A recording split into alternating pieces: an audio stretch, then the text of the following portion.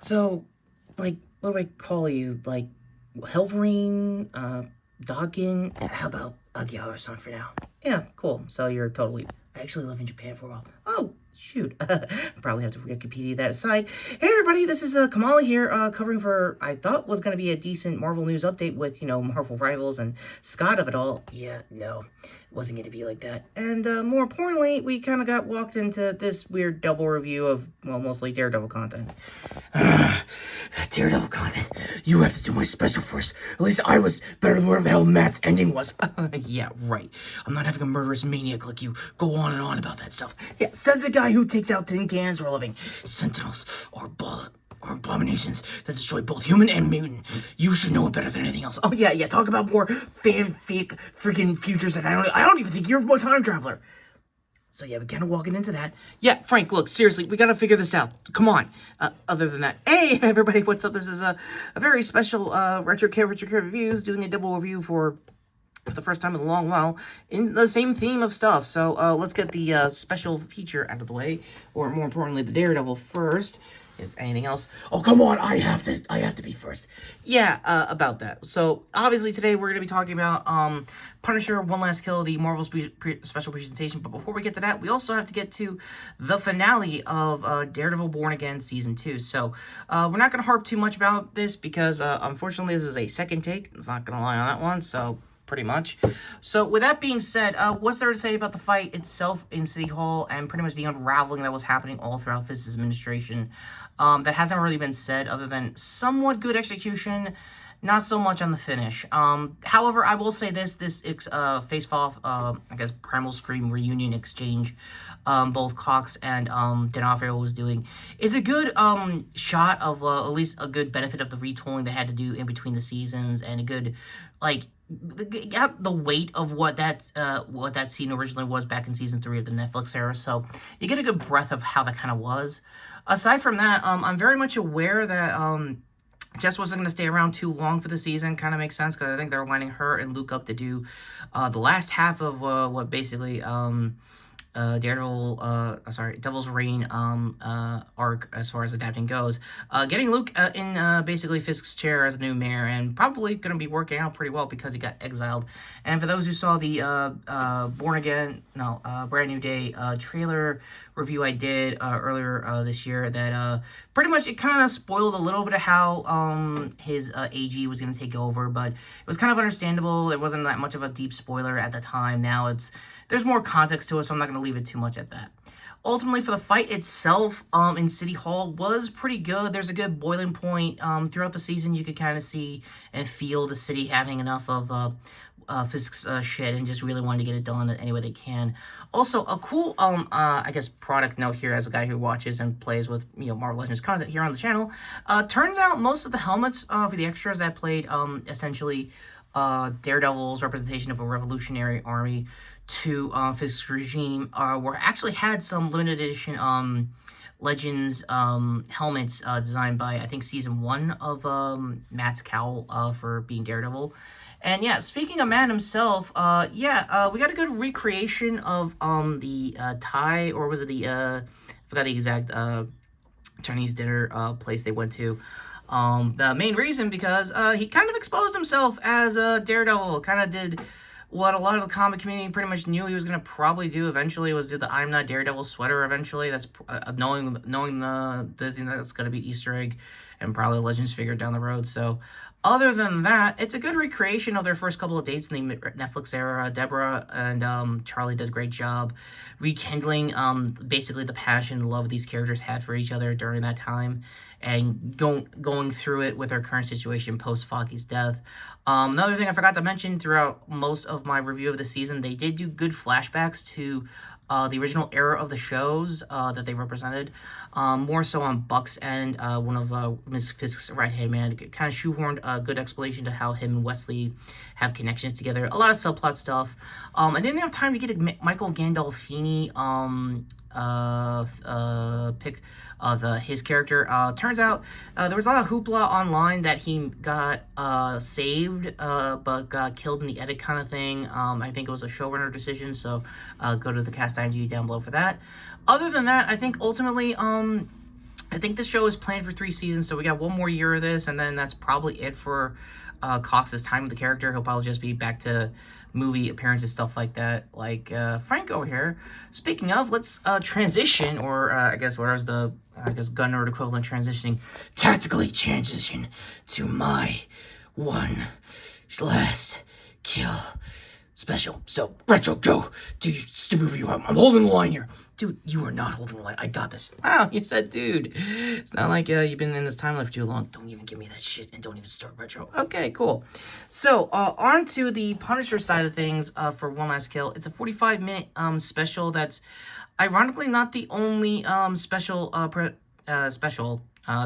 Bernthal did. If you remember his character from the Bear, turns out came out the same week as this, so most likely I'll talk about that when I get to the overall review for the final season. Probably get some mom notes to it because we've been watching that season together ever since that happened. So, side note for another day.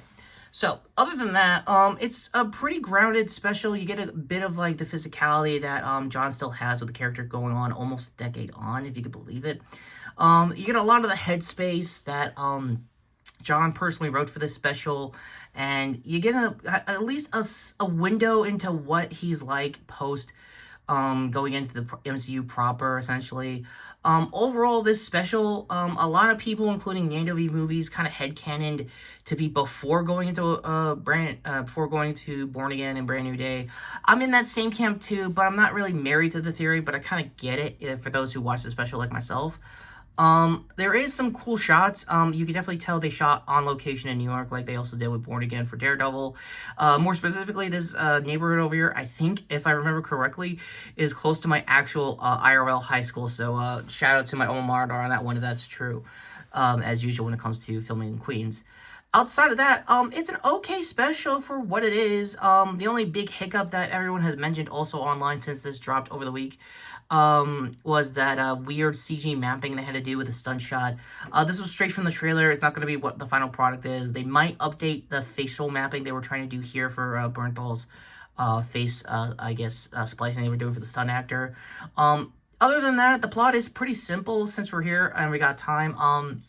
Essentially, basically, we have another adaptation of Welcome Back, Frank, but this is John's version of it. You get a good idea of, like, the headcanon, the headspace of, like, how he's trying to, like, rationalize his Marine life, his post-family life, and now being Punisher life. All in one go. Again, like I said, this is a good introductory special for anyone who hasn't got around to seeing the shows, seeing his seasons on Netflix, and most of his appearances in Born Again. So ultimately, it's kind of up to you if you want to sit through it. Again, it's only 45 minutes, and a lot of people, including myself, also said that it has a lot of like homages to Thomas Jane's time with the character with the Dirty Laundry fan film, Bootlegged Universe, Adi Shankar's old YouTube out, I think, production company used to do back in the day. I've talked to this guy to death, and yes, I'm also very much aware of DMC Season 2 also dropping, and also did homages to like modded stuff and a bunch of other references. I don't think Adi Shankar is a full-blown LARPer into the DMZ fandom. I could be wrong, I could be off, so again, let me know in the comments on that. But other than that, my overall ratings and scores time for me first, do it. Wow, you are really getting that caveman attitude. You are way more cold and calculating in the comments, you know that, right? Yeah, and not really the soldier I thought you to be. Just get to the damn review.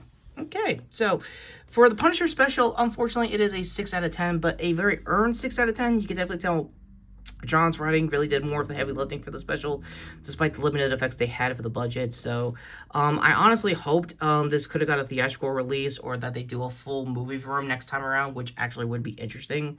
Because you get, I mean, his stunt team is also awesome. They did a lot of good one-take choreography that most of the Daredevil era has basically been known for most of these characters, including Frank over here. So, aside from that, if they ever did do a theatrical run, it has to be a full-blown R, probably put it under a Fox or Fox Searchlight, under a sub-studio that they have now.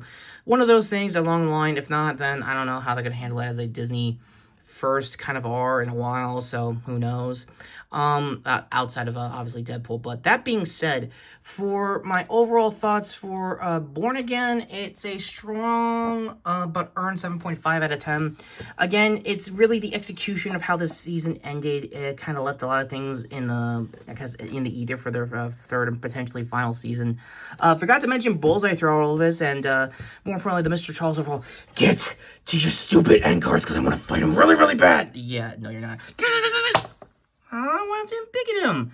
Yeah, we're just not gonna. Also, you had non-lethal settings in that?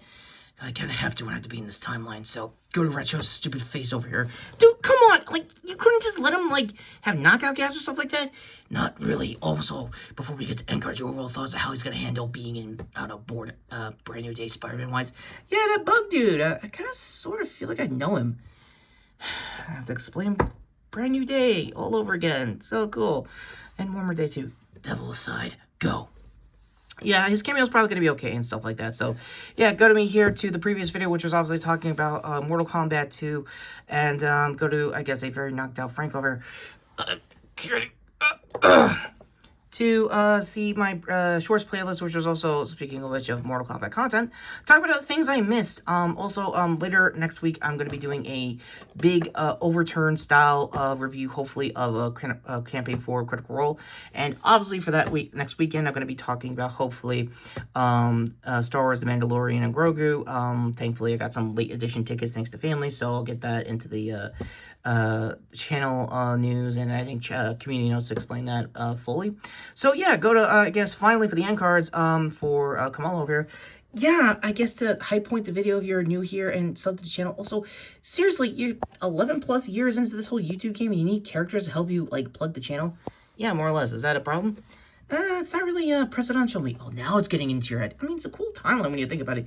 I mean, yeah, pretty much, but yeah, ultimately for the Netflix era, you're not as shaved off that we all thought that Disney was going to do to you, but it could have been worse. Just saying.